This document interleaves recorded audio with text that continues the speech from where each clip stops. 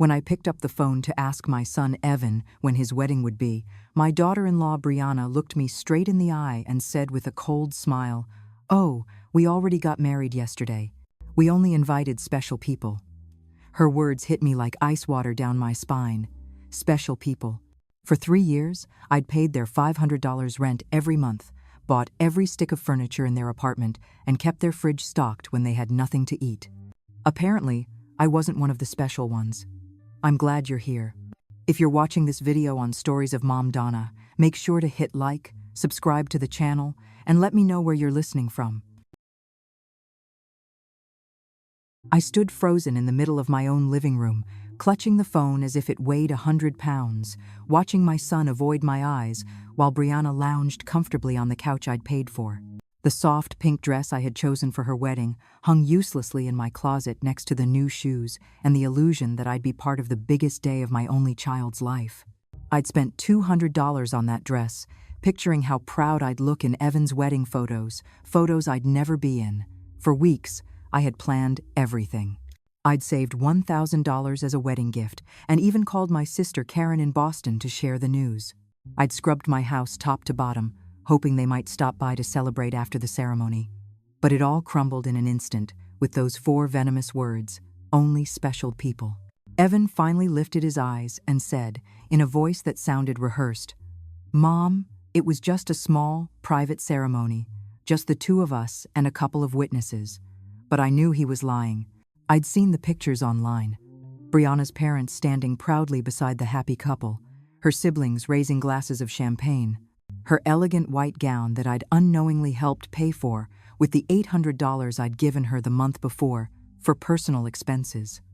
I'd seen everything I wasn't supposed to. A week later, exactly 7 days after that humiliation, Brianna called again, her tone completely different. Gone was the confident woman who had cut me out of her wedding. Now her voice trembled with desperation. "Elaine, the rent's late. The landlord's threatening to evict us if we don't pay this week. You forgot to make the transfer." I stayed silent for a few seconds, remembering all the times I'd rushed to the bank to make that payment, all the times I'd canceled my own plans so they'd have a roof over their heads, all the nights I'd eaten beans and rice so they could have what they wanted. And now, after excluding me from one of the most important moments of their lives, she had the nerve to call me like nothing had happened. "Brianna," I said, my voice calmer than I felt, "didn't I tell you I only help special people?" The silence on the other end was so deep I could hear my own heartbeat. For the first time in years, it wasn't me who was trembling. It was her. "Elaine, I don't understand," she stammered. "We've always been special to you. You're like a second mom to me." Lies. All of it. Dressed up in that sugary tone she used whenever she wanted something. The same voice she'd used to ask for money for the wedding dress, for the honeymoon, for the rings, all of which I had paid for, never realizing I'd never even see the ceremony where they exchanged them. For years, I'd walked on eggshells, measuring every word, every gesture, every gift, desperate for a scrap of affection from my own son. I had been the perfect mother, the accommodating mother-in-law, the quiet provider who never complained while they treated me like I didn't exist. But that phrase, "only special people," stirred something inside me that had been buried too long. I started doing the math in my head, adding up everything I'd spent on them over those 3 years. Between rent, groceries, gifts, emergencies, and all their little whims, it was more than $20,000.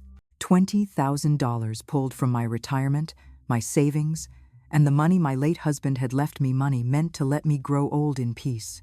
And what was all that for? Just to be treated like a stranger on my own son's wedding day. That night, after hanging up the phone, I sat on my bed and cried. But those weren't tears of sadness. They were tears of anger, years of frustration and quiet humiliation finally boiling over. I cried for every time they made me feel like my love was a burden, my presence an inconvenience, my money the only thing that mattered. I cried for the foolish mother I'd been, for the woman who lost herself trying to be essential to people who saw her as expendable. When I woke up the next morning, something in me had shifted. It wasn't just pain anymore, it was colder, deeper. I stood in front of the bathroom mirror, staring at the same tired eyes and the same wrinkles that carried stories of decades spent giving love without getting it back. But there was something new in my reflection, a sharpness I didn't recognize, a quiet determination buried under years of compliance. I went to the kitchen and made coffee, just like I had every morning for 40 years. But this time I didn't think about calling Evan to ask how he'd slept. I didn't check my phone hoping for a message apologizing for yesterday's humiliation. For the first time in a long time, I was my own priority. I sat at the table where I'd spent countless mornings planning surprises for them, counting bills to cover their expenses, crying in silence when they ignored me. Now that same table would witness something else entirely. I took out my checkbook and bank statements and started calculating. I wanted to see in numbers the exact measure of my foolishness. $500 in rent each month for 36 months made $18,000. Groceries and household items at around $200 a month added another $7,200. Birthday, Christmas, and anniversary gifts totaled about $3,000. Brianna's medical emergencies were $800. The unpaid car loan, $2,500. The air conditioner repair, $600. The living room furniture, $1,200. Altogether, $33,400. That was the full price of my generosity. $33,400 gone from my husband's inheritance, my pension, my savings scraped together from decades of honest work. All that money poured into keeping two grown adults comfortable who couldn't even pretend to respect me. The phone rang, and Evan's name flashed on the screen. Normally, my heart would race as I rushed to answer, hoping for an apology, an explanation, something. But this time, I let it ring once, twice, 3 times, until it stopped. I took another sip of coffee, unmoved. 10 minutes later, it rang again. This time it was Brianna. I ignored it. Then came a text from Evan. "Mom, please answer. We need to talk." I deleted it without replying. At 2 in the afternoon, I decided to go for a walk. I hadn't done that in months, not without some errand tied to them, the bank for a transfer, the store to buy something they needed, the pharmacy for Brianna's prescriptions. Today, I walked simply because I wanted to. I passed the park where I used to take Evan when he was little. I thought about that sweet boy who hugged me and said I was the best mom in the world. When had he turned into a man who treated me like an ATM with feelings? When had I started confusing love with money, believing I had to buy my own son's affection? When I reached the bank where I'd made all those transfers, I stopped outside. The branch manager, Mr. Reynolds, spotted me through the glass and waved. I'd known him for years. He'd processed every payment I'd ever sent to Evan and Brianna, watched my balance shrink month after month to fund their lives. I walked straight into his office. "Mr. Reynolds," I said, "I need to cancel the automatic transfers I have set up." He looked surprised. For 3 years, those transfers had been as predictable as sunrise. "Are you sure, Mrs. Mercer? Did something happen?" His concern felt more genuine than anything Evan had shown me in months. "What happened," I said, "is that I finally opened my eyes. I want to cancel everything, and I need to know how to protect my accounts. I don't want anyone else touching my money." While Mr. Reynolds processed the cancellations, my phone wouldn't stop ringing. Evan, Brianna, then Evan again. It was like they had some built-in radar that sensed when their cash supply was at risk. I turned the phone off completely. "Mrs. Mercer." "Mr. Reynolds said, handing me the paperwork. "I'm sorry if this sounds personal, but over the years I've seen how generous you've been with your family. I just hope no one is pressuring you into this." His words hit me harder than I expected. This man who only knew me through deposits and transfers cared more about me than my own son. "No one's pressuring me, Mr. Reynolds. For the first time, I've stopped pressuring myself." When I walked out of that bank, I felt strangely light, like I'd left a lifetime of weight behind in that office. For the first time in years, my money was truly mine. I didn't owe a thing to people who saw me as a bank account instead of a human being. On my way home, I thought about everything I'd sacrificed for Evan and Brianna, the trips I never took to save money for them, the friends I'd lost touch with because I was always on call for their emergencies, the hobbies I'd abandoned because every dollar I spent on myself was one less for their needs. When I pulled into my driveway, I saw 3 cars parked out front, Evan's, Brianna's, and one I didn't recognize. Through the windows, I saw movement inside. My stomach dropped. They had keys, of course. I'd given them keys out of trust, out of the foolish hope that one day they'd take care of me the way I'd always taken care of them. I took a deep breath before opening the door. It was time for the first real confrontation of my new life. When I walked in, I froze. Evan sat on my couch with his head in his hands. Brianna was pacing like a trapped animal, and an older man I didn't know was flipping through papers on my dining table. My papers, my personal documents. "What's going on here?" I asked, my voice louder than I intended. They all looked at me like I was trespassing in my own home. Brianna spoke first, her tone frantic. "Elaine, thank God you're here. We need to talk. This is Mr. Carver, from the law firm we consulted about your situation." "My situation?" I asked evenly. "What situation? I'm perfectly fine." Evan finally looked up at me, those eyes that once belonged to a sweet little boy now filled with panic. "Mom, we went to the bank, and they said you canceled all the transfers. Mr. Reynolds told us you even blocked our access to your accounts. We don't understand why you'd do that." Mr. Carver, a man in his 50s wearing a gray suit and a polite but empty smile, stepped toward me with his hand out. "Mrs. Mercer, I'm Mr. Carver, a family attorney. Your children are worried about your mental state and asked me to assess the situation." I didn't shake his hand. Instead, I walked straight to the table and gathered my documents from under his fingers. "These are my private papers. You have no right to look at them without my permission." "Mom," Evan said in that patronizing tone he'd mastered over the years, "we're worried about you. You've been acting really strange lately. First, you cut us off financially, with no explanation. Then you ignore our calls. We think maybe you should talk to someone, professionally." Brianna came closer, her voice dripping with fake sympathy. "Elaine, sweetie, we know you're under a lot of stress. Maybe the loneliness is getting to you more than you realize. At your age, little episodes of confusion are normal." The word confusion echoed in my head like a warning siren. Now I understood. The lawyer wasn't here to help me. They were trying to have me declared mentally incompetent so they could control my finances. The same woman who once told me they only invited special people to their wedding was now treating me like some senile old fool.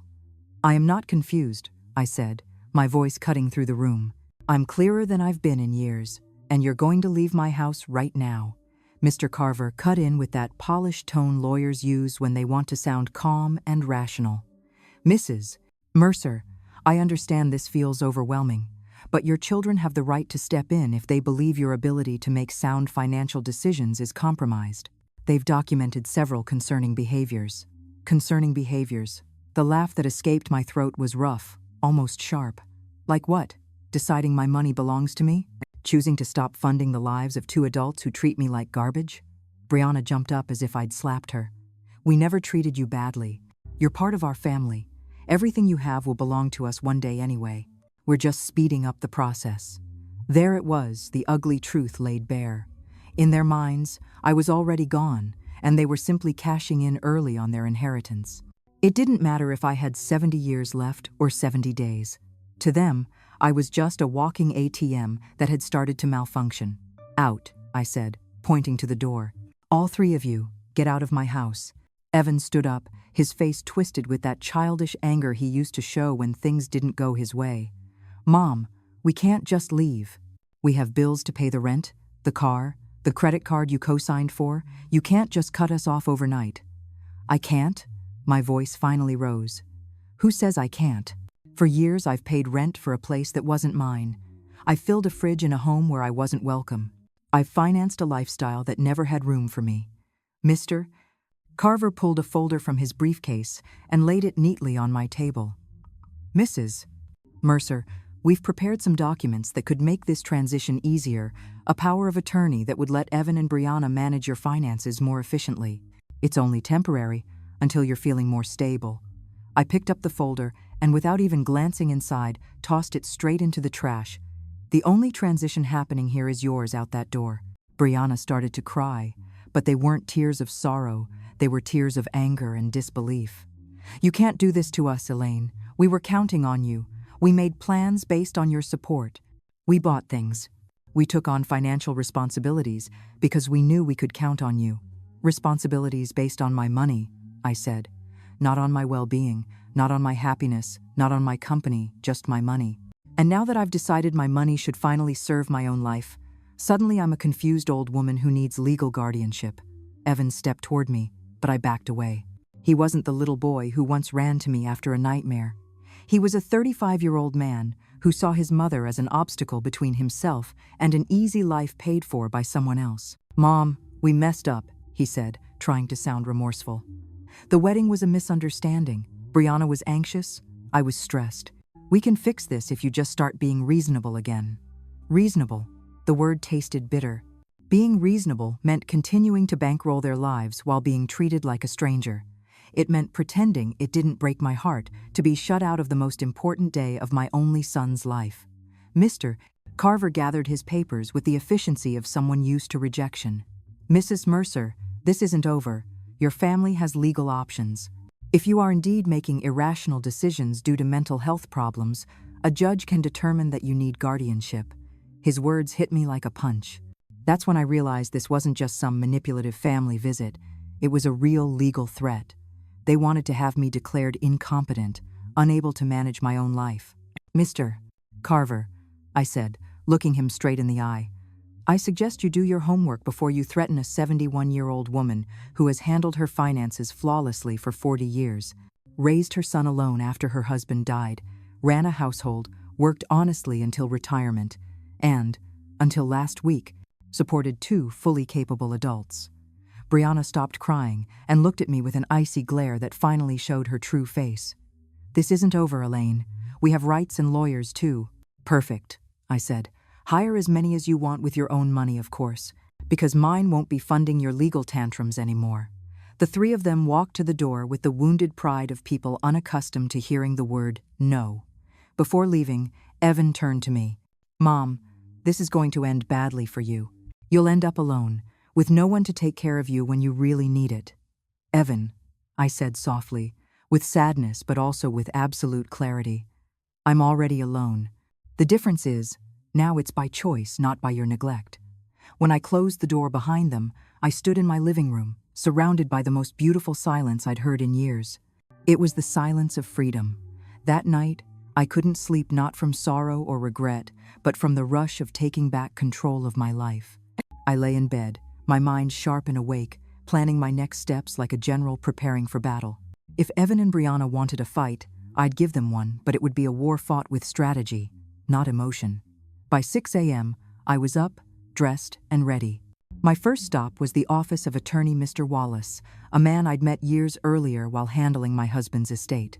Unlike Mr. Carver, the lawyer my children had brought, Mr. Wallace had an impeccable reputation and specialized in protecting seniors from exploitation. "Mrs. Mercer," he said after I explained everything, "what your children attempted is sadly very common. It's called elder financial abuse, and it's a federal crime. The fact that they entered your home without permission and reviewed your private documents also qualifies as a violation." His words were both comforting and alarming. Comforting because they confirmed I wasn't imagining things. Alarming because I realized the situation was far more serious than I'd thought. "We need to document everything," Mr. Wallace continued. "Every transfer, every gift, every instance they pressured you for money, and we'll update your will to make sure your assets are protected from future manipulation." We spent 3 hours going over my finances. When he saw the total, he let out a low whistle. "Mrs. Mercer, $33,400 in 3 years. With that money, you could have lived comfortably, traveled, enjoyed your retirement. Instead, you financed the entire lifestyle of 2 adults who didn't even respect you enough to invite you to their wedding." When I left his office, I had a plan. First, I'd change every lock on my house. Second, I'd install a full security system with cameras. Third, I'd open a new account at a different bank, one they didn't know about. And fourth, I'd start living the life I'd been postponing for far too long. My next stop was the hardware store. The owner, Mr. Sanders, had known me for years because I was always buying things to fix Evan and Brianna's apartment. This time was different. "Mrs. Mercer, what brings you in today? Another emergency for your son?" he asked kindly, clearly aware of my history of misplaced generosity.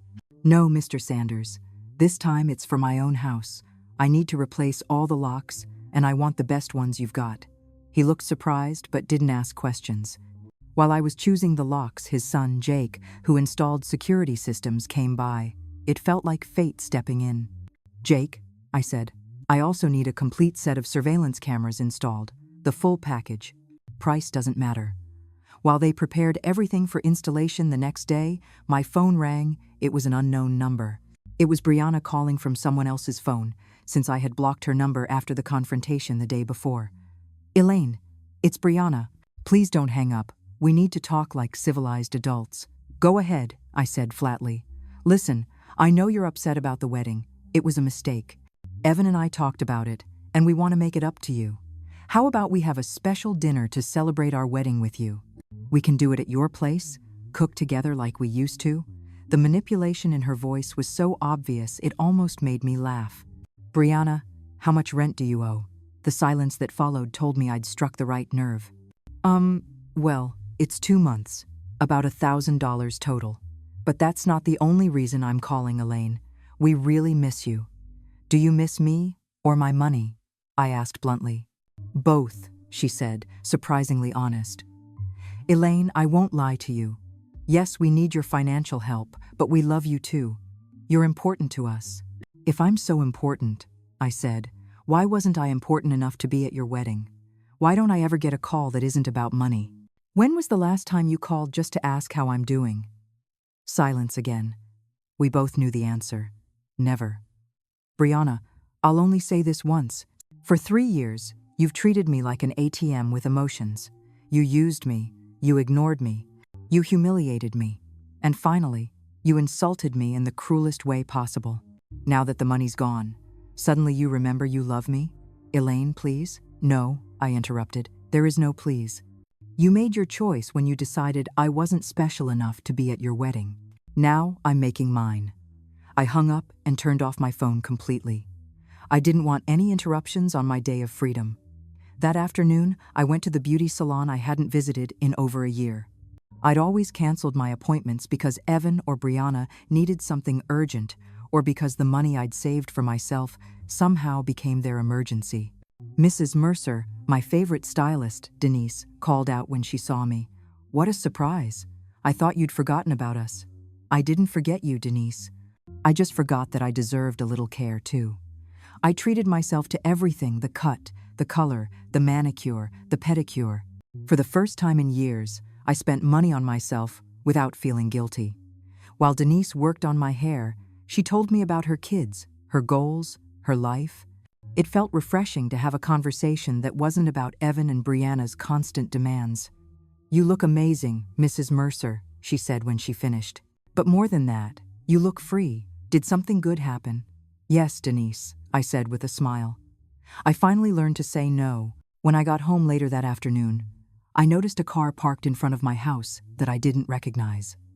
My heart skipped for a second, thinking Evan and Brianna had come back with backup. But as I got closer, I saw an older woman sitting on my front steps. Mrs. Mercer? She called out as I got out of the car. Yes, that's me. Can I help you? I'm Margaret Hayes. I live next door. We've been neighbors for years, but we've never really spoken. Yesterday, I heard some yelling from your house and got worried. Is everything all right?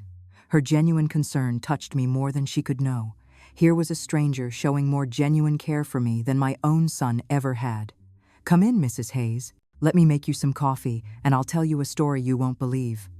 As I brewed the coffee, I told her everything that had happened. Margaret listened quietly, nodding from time to time, and when I finished, her eyes filled with tears. Mrs. Mercer, she said, you did the right thing. I went through something very similar with my daughter 5 years ago. I used to think it was my duty to bankroll her adult life. I believed she wouldn't love me if I stopped helping financially.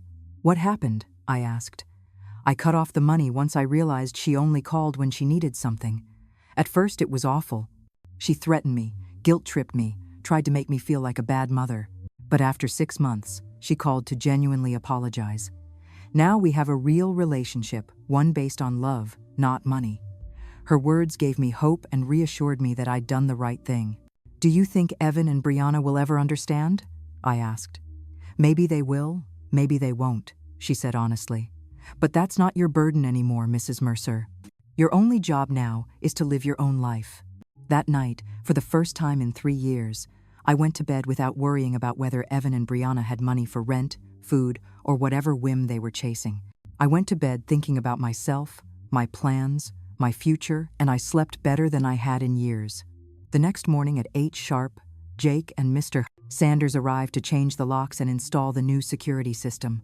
While they worked, my phone kept ringing with unknown numbers. Brianna was still trying to reach me using different phones, but I had developed a new talent, ignoring anything that disturbed my peace.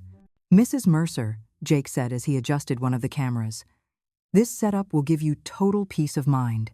You can see who's at your door from your phone, even when you're not home. And if anyone tries to break in, the system automatically alerts the police." The irony didn't escape me. I was installing a security system to protect myself from my own child, but strangely, it didn't hurt anymore. It just felt like a smart move to safeguard my peace. While they worked, I decided to do something I hadn't done in years: call my sister, Diane, in Chicago. We'd lost touch because every time we talked, I'd go on about Evan and Brianna's accomplishments, how much I'd spent helping them, how proud I was to support them. Looking back, those talks were nothing more than financial reports disguised as family updates. "Elaine," Diane said, surprised to hear my voice. "Sister, how are you? It's been months." "I'm good, Diane. Actually, I'm better than good. I just wanted to tell you I finally came to my senses." I told her everything: the secret wedding, the humiliation, the visit with the lawyer, my decision to stop the funding. Diane listened quietly, and when I finished, her words caught me off guard. "Elaine, it's about time. Every time we talked, it broke my heart to hear you brag about how much you gave them, as if love could be measured in dollars." I wanted to say something, but I didn't know how. "What did you want to tell me?" I asked. "That Evan never spoke warmly about you when I saw him at family gatherings. It was always, 'My mom helped me with this,' or 'My mom bought me that,' but never 'I miss my mom,' or 'I love my mom.' It's like you were a service, not a person." Her words stung, but it was a necessary kind of pain, like when a doctor cleans a wound. "You know what else I noticed?" Diane continued. "Brianna always talked about you in the future tense. Things like, 'When Elaine's gone, we'll redo her house,' or 'Once we inherit, we'll invest in the business.' It was as if they were waiting for you to die so they could finally live." The realization hit like a splash of cold water. They hadn't just seen me as an ATM. They'd seen me as a temporary obstacle between them and their money. While I was trying to make them happy, they were planning a life without me in it. After hanging up, I sat in my kitchen processing everything. A lifetime of love and sacrifice, a devoted marriage, 35 years of single motherhood after my husband's death, and 3 years financing 2 adults who saw me as nothing more than a $100,000 inconvenience.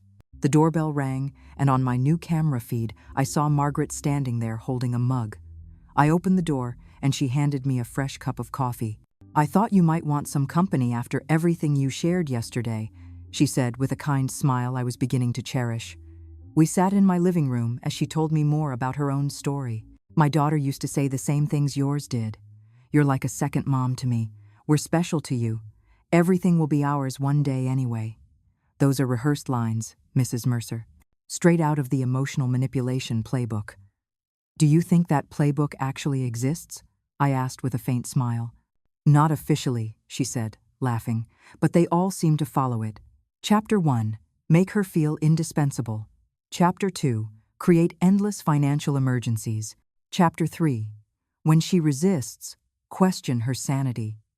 We laughed together, but it was a sad kind of laughter. It was both funny and tragic to see our own children reflected in such predictable patterns. "Did you ever feel guilty cutting them off?" I asked. "Every single day for the first 3 months, she said honestly. "But then I started seeing results. My daughter had to get a second job. Her husband stopped spending weekends on the golf course and started looking for extra work. They learned to live within their means, and more importantly, they learned that I was a person, not a bank account. That afternoon, I decided to do something I had put off for years: visit my husband's grave. I'd always found an excuse not to go because Evan or Brianna needed something urgent, or because the cab fare was better spent on one of their endless emergencies. The cemetery was peaceful and beautiful. Robert's grave looked a little neglected since I hadn't been there to clean it in months. I sat on the grass beside his headstone and spoke to him as if he could still hear me. "Robert, my love, I think I lost myself for a while. After you were gone, I poured everything I had into Evan. I wanted to be the best mom possible so he wouldn't feel the emptiness of losing his father, but somewhere along the way, I forgot who I was. A soft breeze brushed my face, and for a moment, I felt like he was listening. Our son has become someone I barely recognize, or maybe he's always been this way, and I just refuse to see it. His wife is, well, you'd know exactly what I mean. The money you left me so I could live in peace, I've spent it keeping them afloat, but not anymore, my love. I've finally learned. I cleaned his grave, replaced the wilted flowers with fresh ones, and stayed a while, enjoying the calm. For the first time in years, I wasn't in a rush to get home and fix another one of Evan and Brianna's crises. When I returned home, 3 cars were parked in front of my house again. My heart raced, but this time I was ready. The cameras showed Evan, Brianna, and 2 people I didn't recognize, all talking frantically and pointing at my house. I stayed in my car and called my lawyer. Mr. Wallace, they're here again, and they brought more people. What should I do? Stay in your car, Mrs. Mercer. I'm on my way, and I'll call the police. After our conversation yesterday, I filed a temporary restraining order. They have no right to be on your property. Minutes later, Mr. Wallace arrived with 2 police patrol cars. I watched as the officers spoke to Evan and Brianna, saw my son waving his arms angrily, saw Brianna crying again, but this time, her tears didn't move me. One of the officers approached my window. "Ma'am, it's safe to come out now. They're leaving." As I stepped out, Evan shouted from the street, "Mom, this is insane. We're your family. You can't call the cops on your own son." "Evan," I said calmly, "family doesn't threaten to declare their mother mentally unfit. Family doesn't break into her home without permission. Family doesn't treat their mom like a cash machine." Brianna yelled from across the street, "You're going to pay us everything you owe us. You co-signed our bills. You can't just abandon us like this." Mr. Wallace stepped forward. "Mrs. Brooks, from now on, all communication must go through my office. And I suggest you speak with your own lawyer before making false collection threats, because my client has full documentation of every voluntary payment made over the last 3 years." I stood there and watched them leave, beaten but not yet gone. I knew it wasn't over, but for the first time since all this began, I felt strong. I had legal protection, I had emotional support from Margaret, and most importantly, I had clarity about what was right and what was wrong. That evening, Margaret invited me to her house for dinner. I met her daughter, who was visiting, and I saw firsthand what a healthy family looked like. They spoke kindly to one another, genuinely cared about each other's lives, and laughed together. The daughter didn't ask for money once the entire evening. "I wish I had that with Evan," I admitted after her daughter left. "Maybe one day you will," Margaret said.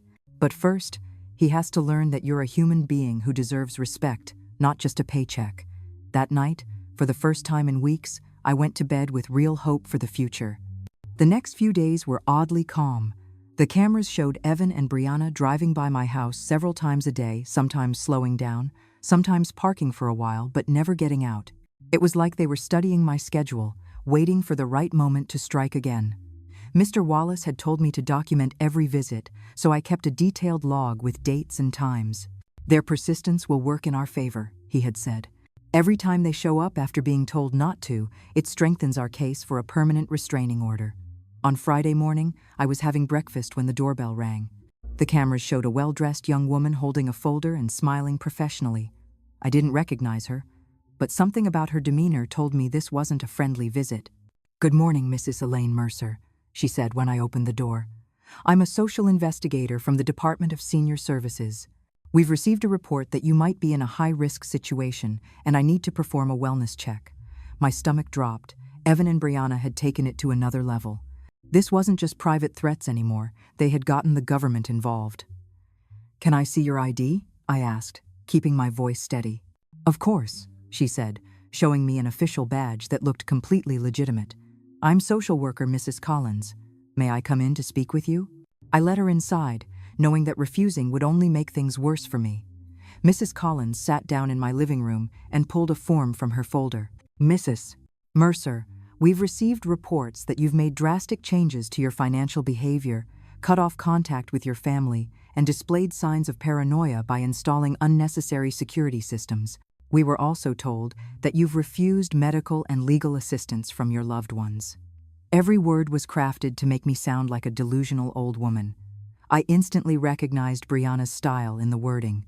She had always been gifted at twisting words to get what she wanted. "Mrs. Collins," I said, holding on to my composure.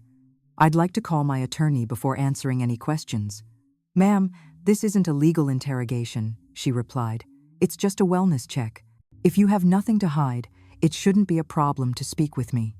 The phrase, "if you have nothing to hide," made my blood boil. That's exactly what abusers say to justify invading your privacy. "Miss, I'm calling my attorney. You can wait here or come back another day, but I won't answer anything without legal representation." I called Mr. Wallace, and he arrived within 20 minutes. The moment he walked in and saw the social worker, his face hardened. "Mrs. Collins," he said after inspecting her badge, "I hope you have a court order to be here. My client is under my legal protection, and any unauthorized inquiry can be considered harassment." "Sir, Mrs.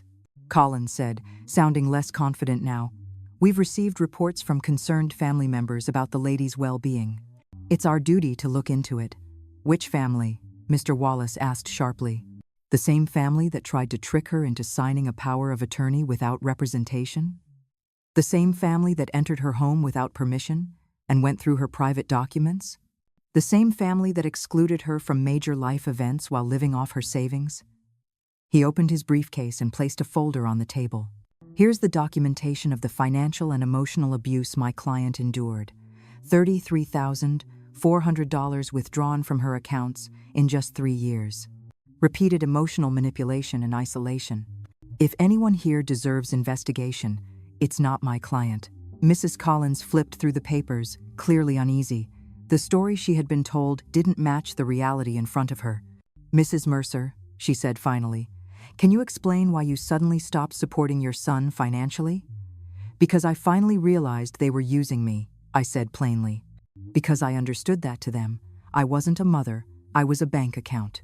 And because I got tired of funding the lives of people who saw me as a problem, not a person." "But don't you feel it's your duty to help your family?" she asked. The question infuriated me. "Mrs. Collins, my duty as a mother was to raise my son until he turned 18, to educate him and give him the tools to be an independent adult. My son is 35, married, and perfectly capable of supporting himself. Helping him financially isn't my obligation, it's my choice. And I've chosen to stop," Mr. Wallace added. "Would you consider it normal, Mrs. Collins, for a 35-year-old man to rely on his 71-year-old mother to pay his rent?" She didn't answer immediately. I could see her perspective shifting. "Mrs. Mercer," she asked after a pause, "do you manage your own finances?" "I do, completely.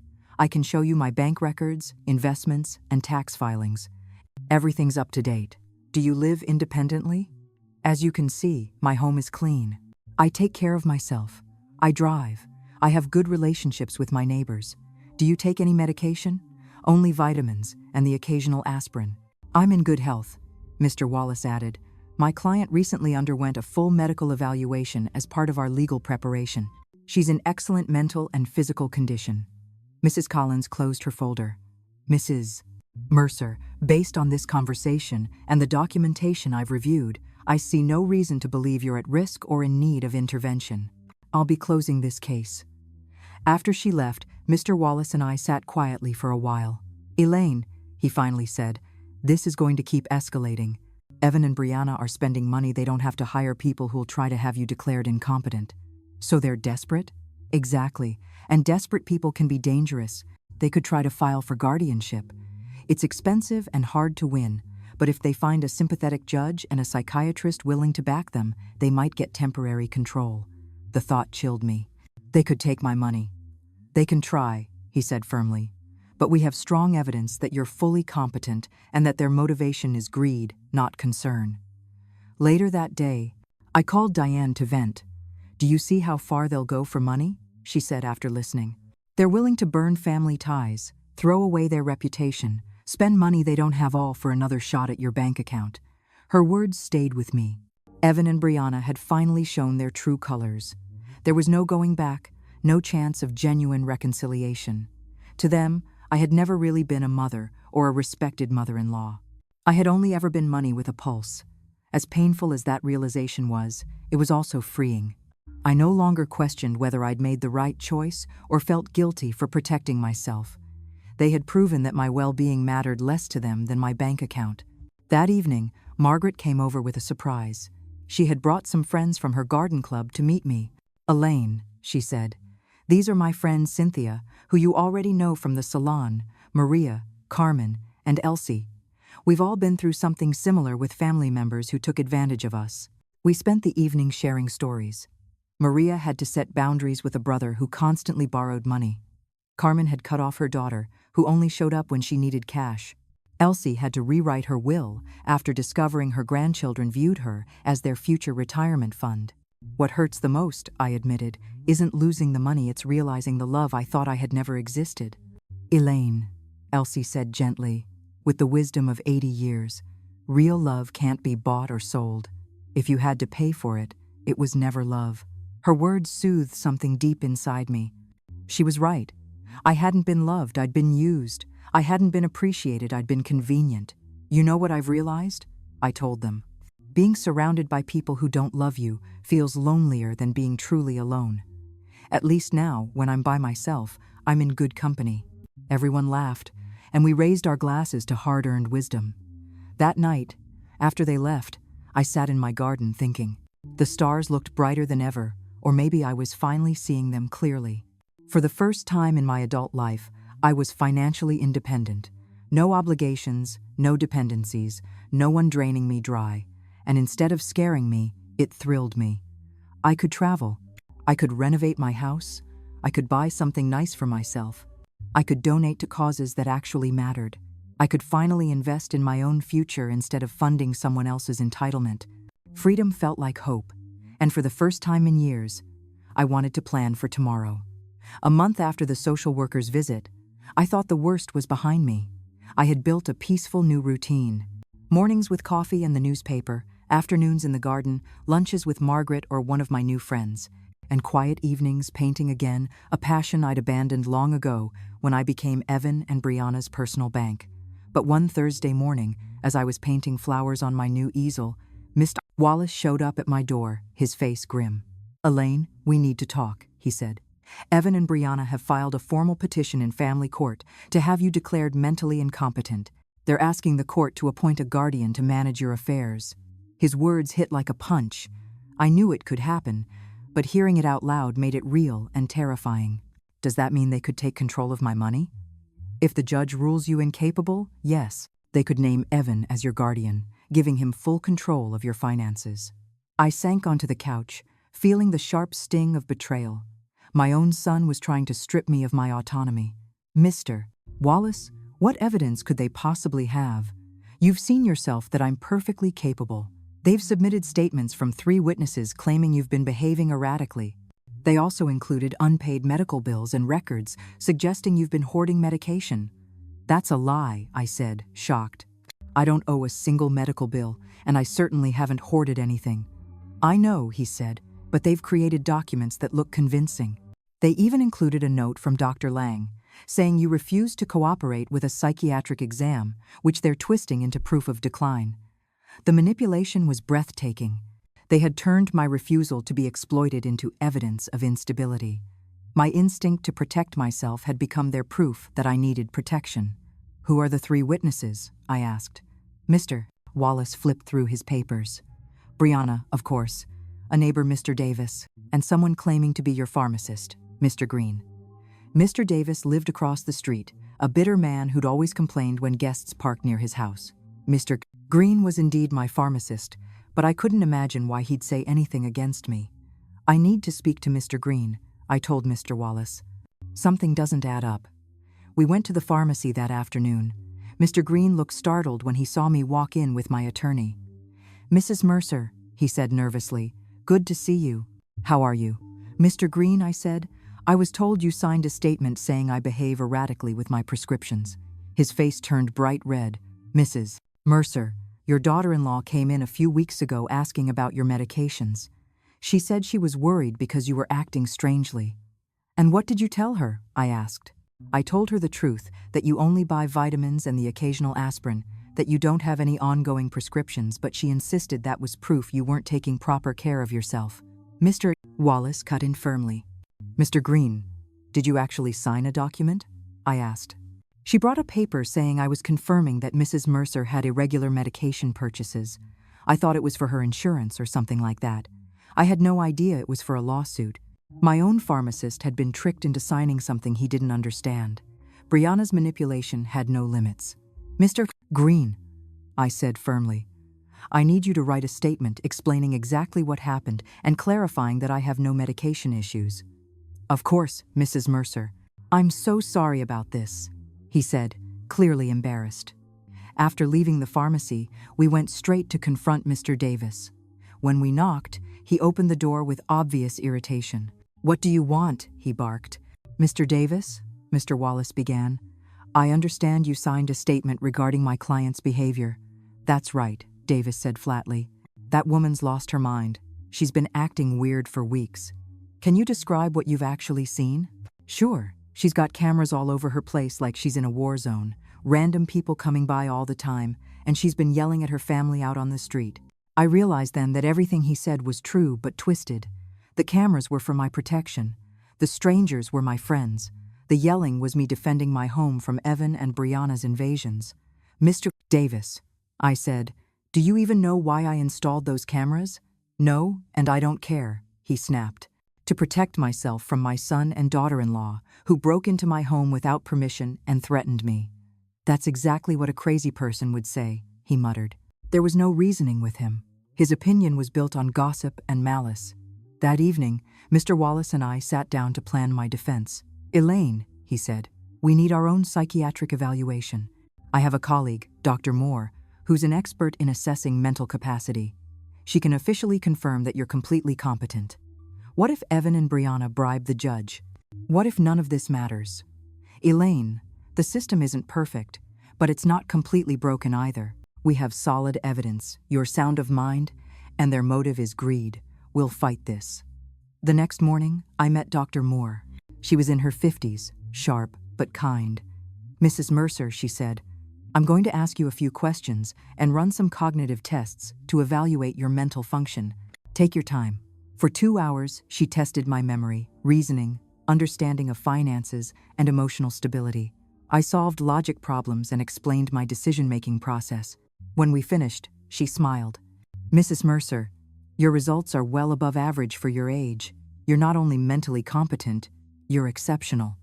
Doctor, I asked quietly, why do you think my family is doing this? From what you've told me and the documents I've seen, this looks like classic elder financial abuse, she said. It's more common than people realize. I left her office feeling both vindicated and deeply sad. The diagnosis gave me relief, but also confirmed the painful truth this battle was necessary. That afternoon, Margaret gathered the garden club at her house for an emergency meeting. When I told them about the lawsuit, everyone was furious. Elaine, Maria said, we'll testify for you. We've spent weeks with you, and anyone can see you're perfectly fine. Better than fine, Cynthia added. You're sharper than most women half your age. Elsie, with her 80 years of wisdom, took my hands. Elaine, dear, what your children are doing is nothing new. For generations, greedy kids have tried to label their parents insane to steal their money. But you've got what many victims never had: proof, legal backing, and friends who can stand by you. Her words gave me strength. I wasn't alone. I had an army of women who had witnessed my strength firsthand. You know what breaks my heart the most? I said. That Evan and Brianna are willing to burn any chance of reconciliation for money. Even if I wanted to forgive, this crosses a line. Maybe that's for the best, Cynthia replied. At least now you know exactly who they are, and you can act accordingly. That night, I cried for the first time since this ordeal began. Not from sadness, but from grief. I said goodbye to the son I thought I had, to the fantasy of a loving family, to the illusion that love could ever be unconditional. But something else rose inside me, an iron will not to let them take anything more from me. Not my money, not my freedom, and not my dignity. The war had begun, and I was ready to fight. 3 weeks later, the trial arrived. I woke up early, put on my best black suit, and looked in the mirror with a determination I had never felt before. Today wasn't just about proving my sanity, it was about defending my worth, my autonomy, and my right to live free of manipulation. Mr. Wallace arrived at 7 sharp to review our strategy. "Elaine, remember," he said, "the burden of proof is on them. They have to prove you're incompetent. All we have to do is show you're not." "What if the judge is already biased?" I asked. "Judge Miller has a solid reputation for fairness," Mr. Wallace replied. I looked into his past cases. He doesn't automatically side with families. He's known for protecting seniors' rights. We arrived at the courthouse at 9 sharp. In the hallway, I saw Evan in a brand new suit, likely bought just for the occasion, and Brianna dressed in black as if she were attending a funeral. Maybe she was the funeral of our family bond.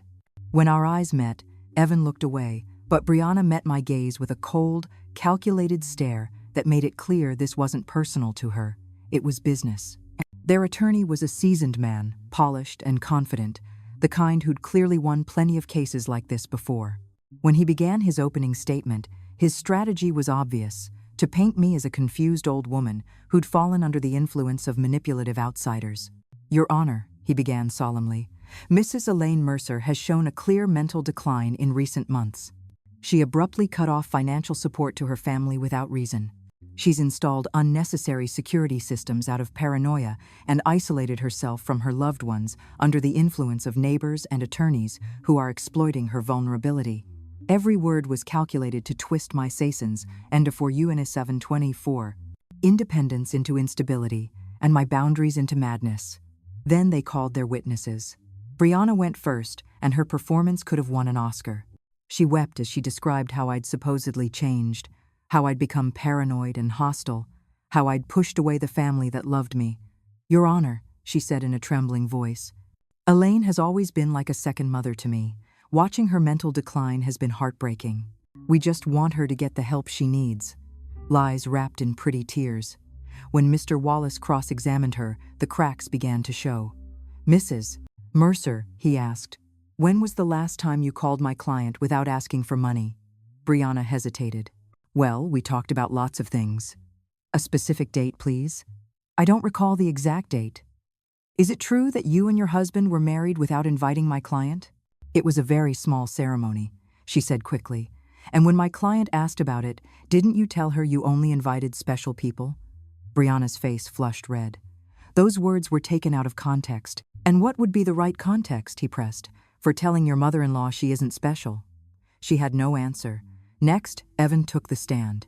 Watching my son swear to tell the truth, only to lie about my mental state, was one of the hardest things I've ever witnessed. This was the boy I had raised alone, the one I had sacrificed everything for. "My mom has always been generous," he said, "but lately she's become unpredictable. We're worried she's being influenced by people who don't have her best interests at heart." When Mr. Wallace questioned him, the truth unraveled.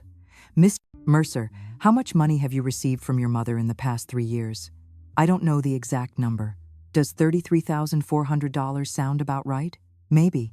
"She's always been generous." "How many times have you visited your mother without asking for money?" Silence. "Is it true you and your wife entered her home without permission and went through her personal documents?" "We were worried about her." "Is it true you brought a lawyer to pressure her into signing a power of attorney?" "We just wanted to help her manage her finances." "Do you, a 35-year-old man, need your 71-year-old mother to pay your rent?" Evan couldn't look him in the eye. Mr. Davis testified next, describing my supposed erratic behavior. But when pressed, he admitted he'd never even spoken to me directly. Everything he said was based on gossip and assumptions. Then came Dr. Lang, who testified that my refusal to take a psychiatric exam proved cognitive decline. Mr. Wallace presented the official report from Dr. Moore, confirming my exceptional mental health, which completely discredited Dr. Lang's claims. Then it was our turn. Mr. Green, my pharmacist, testified that he'd been tricked into signing a document misrepresenting my medication history. Dr.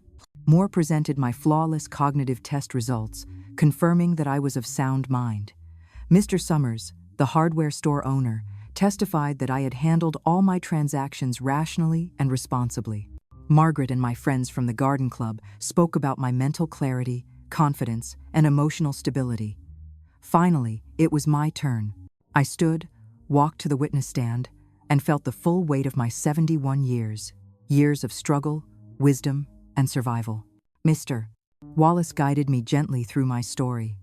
The $33,400 I'd spent, the pain of being excluded from my son's wedding, the emotional manipulation, the invasion of my privacy, the threats, and now, this humiliation. Mrs. Mercer, he asked, why did you stop financially supporting your son and daughter-in-law? Because I finally realized what I was getting from them wasn't love, I said clearly. It was a business arrangement disguised as family. My money was welcome, but I wasn't. Do you regret your decision? Only that it took me so long to make it. During cross-examination, their lawyer tried to trip me up, but I answered every question calmly and precisely.